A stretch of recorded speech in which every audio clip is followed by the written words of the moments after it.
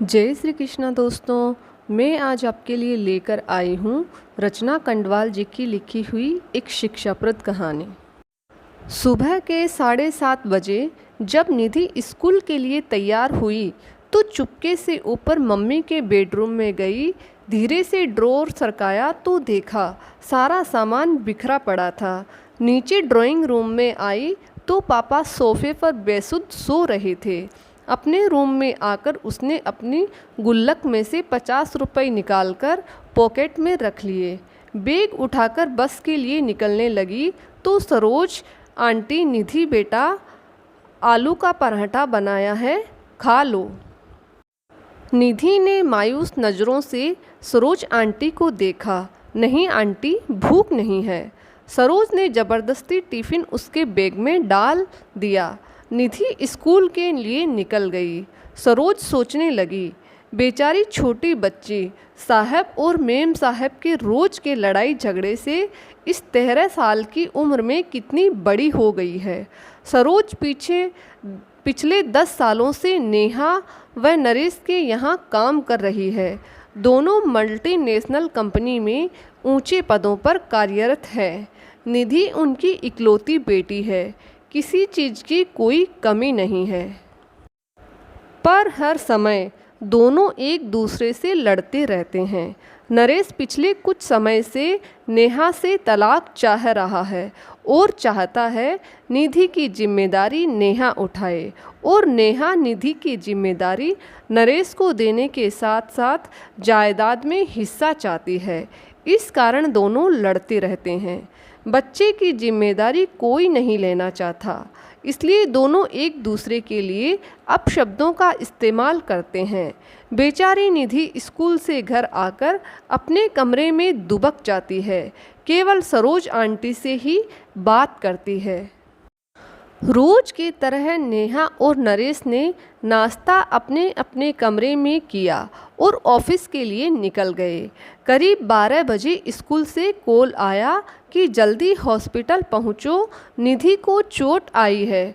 Hospital पहुंचकर पता चला कि निधि बहुत ऊपर से सीढ़ियों से गिर गई है और आईसीयू में रखा गया था। ऑपरेशन की तैयारी हो रही थी। सिर में बहुत गहरी चोट आई थी। ऑपरेशन शुरू हुआ पर जिंदगी मौत से हार गई। नेहा और नरेश स्तब्ध रह गए। उन्हें ऐसा झटका लगा था कि अपनी सुध बुध ही खो बैठे थे। निधि की दादी भी आ गई थी। बेटा बहू को देखकर नफरत से मुंह फेर लिया।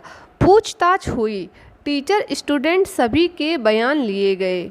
यही पता चला कि बैलेंस बिगड़ने से नीचे गिर गई। 13वां निपटने के बाद नरेश ने अपनी मां को रोकना चाहा, पर उन्होंने आंखों में आंसू भरकर कहा, तुम दोनों खूनी हो।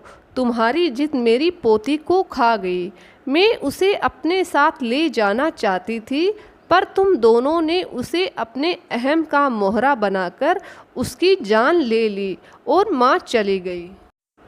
सरोज तब से सदमे में थी। फिर उसने जैसे तैसे होश संभाला और नरेश और नेहा से कहा, मेम साहब, मैं अब यहाँ नहीं रह पाऊँगी। इस घर की दीवारें मेरी निधि की सिसकियों से भरी है। उसे मैंने कभी अपनी गोद में तो कभी छिप कर रोते हुए देखा है। मेरा मन किया कि उसे लेकर भाग जाऊं, पर मैं डरपोक थी, ऐसा नहीं कर सकी। अगर चली जाती तो शायद आज वो जिंदा होती। नरेश और नेहा के पास अब शायद कहने को कुछ नहीं था। जैसे जैसे दिन बीत रहे थे, उनका लड़ाई झगड़ा एक अजीब सी बर्फ में तब्दील हो चुका था। उनकी सारी भावनाएं अंदर की अंदर एक खामोशी अख्तियार कर चुकी थी। संडे का दिन था।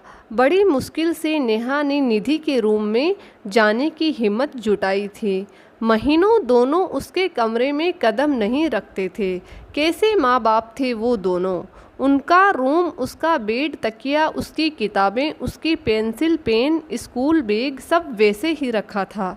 अलमारी खोली तो उसके कपड़े नीचे गिर पड़े।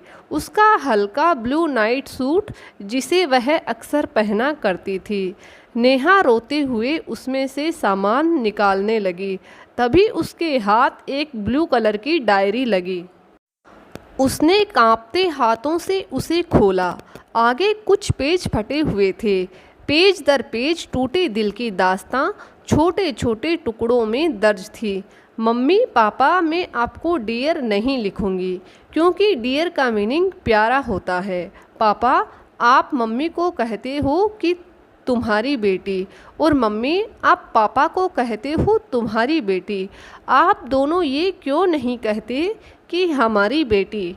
अगले पेज पर था, पता है, जब मैं मामा जी के घर जाती हूँ, मामा मामी मुझे बहुत प्यार करते हैं। मामी अनु को जब प्यार से मेरा बच्चा कहती है तो मुझे लगता है कि मैं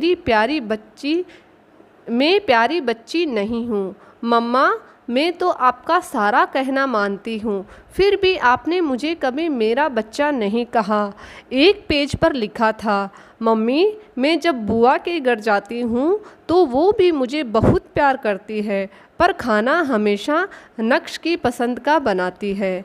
मम्मा, मुझे राजमा बहुत पसंद है। मैंने आपको बनाने को कहा था, पर आपने कहा मुझे परेशान मत करो। जो खाना है सरोज आंटी को बोला करो, वो बना देगी। मम्मा, मैंने राजमा खाना छोड़ दिया है, अब अच्छा नहीं लगता। पापा, मुझे आपके चिल्लाने से बहुत डर लगता है।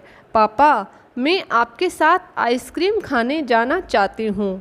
आप कहते हैं कि आपके पास फालतू चीज़ों के लिए टाइम नहीं है।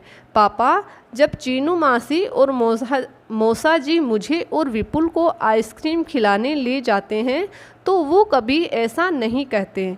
पता है मम्मी, मैं अपने घर से दूर जाना चाहती हूँ, जहाँ मुझे ये न सुनाई दे कि निधि को मैं नहीं रखूँगी, जहाँ पापा के चिल्लाने की आवाज़ ना सुनाई दे। पापा, अगर मैं बड़ी होती तो मैं आप दोनों को कभी परेशान नहीं करती, मैं खुद ही चली जाती। मैं आप दोनों को बहुत प्यार करती हूँ, आप दोनों मुझे प्यार क्यों नहीं करते? एक पेज पर था, I love you Saroj aunty, मुझे प्यार करने के लिए, जब मुझे डर लगता है अपने पास सुलाने के लिए, मेरी हर बात सुनने के लिए। अंतिम पेज पर था, दादी आई लव यू, आप मुझे यहाँ से ले जाओ, आई प्रॉमिस कभी तंग नहीं करूँगी। नेहा डायरी को सीने से लगाकर ज़ोर ज़ोर से रो पड़ी। नरेश भी उसके रोने की आवाज़ सुनकर आ गया। नेहा ने डायरी उसे पकड़ा दी। पेज दर पेज पलटते हुए उसके चेहरे के भाव भी बदलते जा रहे थे। वह खुद को संभाल नहीं पाया और ज़मीन पर बैठ गया। नेहा रोते हुए बोले, नरेश, पता है वो एक्सीडेंट नहीं, आत्महत्या थी, सुसाइड था। जिस रिश्ते को हम बोझ समझते थे, हमारी निधि ने उससे हमें आज़ाद कर दिया। नरेश, हम दोनों ने अपनी बच्ची का खून किया है। नरेश फूट फूट कर रो पड़ा। ये कहानी उस घर की है जहाँ माँ बाप बच्चों के सामने लड़ते हैं या घर टूटकर बिखरते हैं, और उन टूटते रिश्तों का सबसे बड़ा खामियाजा बच्चे भरते हैं। अगर आप अच्छी परवरिश नहीं दे सकते तो आपको बच्चे को जन्म देने का कोई अधिकार नहीं है। अच्छी परवरिश का मतलब रुपए पैसे सुख सुविधाओं का होना नहीं है। इसका मतलब है कि आप बच्चे को जब ज़रूरत है उसके कितने करीब है। तो दोस्तों, कैसी लगी आपको आज की कहानी? कमेंट बॉक्स में ज़रूर बताइएगा और चैनल को लाइक और सब्सक्राइब ज़रूर करिएगा। जय श्री कृष्णा।